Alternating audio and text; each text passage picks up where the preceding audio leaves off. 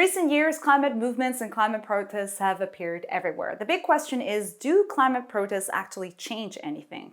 We think so. In this video, we're going to speak about 3 climate movements or actions that many thought were doomed, but that were actually successful. And that's only accounting for movements in Europe and the US. Let's go.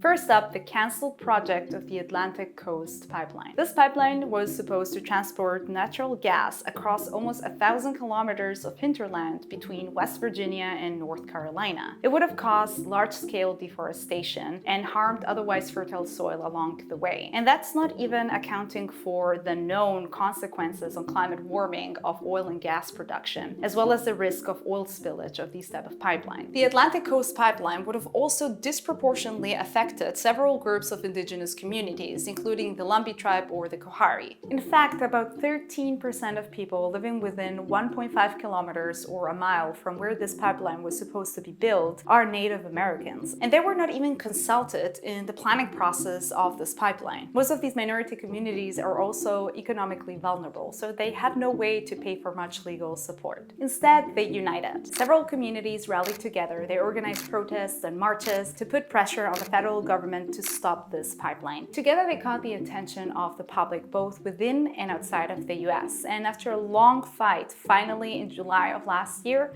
the pipeline was canceled.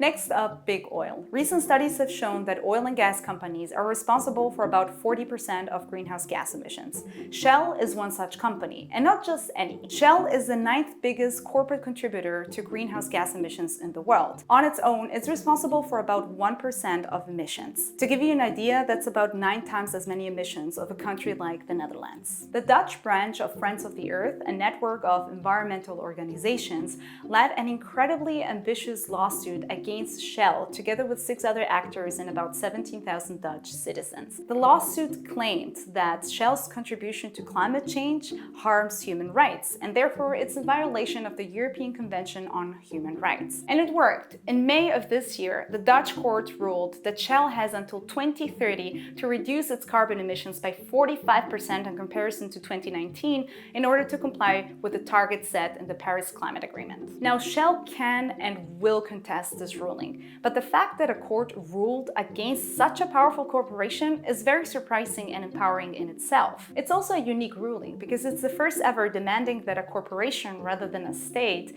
comply with the Paris Climate Agreement. It also sets a historical precedent because, again, it's not a state but a corporation that is being asked to comply with human rights.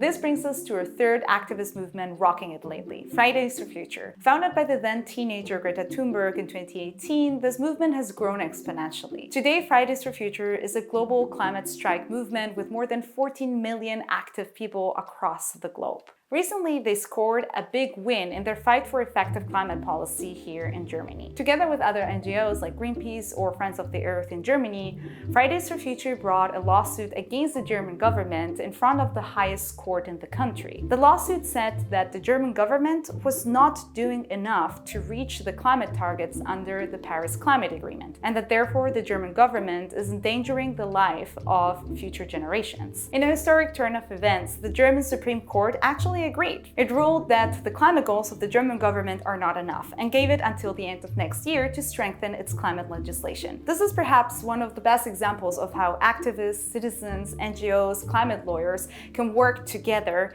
in order to push governments to do something about the climate crisis. So that's all. Next time that you see a climate protest, do join in the action, because as small as your contribution might feel, the sum of all of these persistent actions does make a difference. Thanks for watching. Share the video if you liked it, and let us know in the comments, wherever you're from, what are recent environmental wins that you've heard of.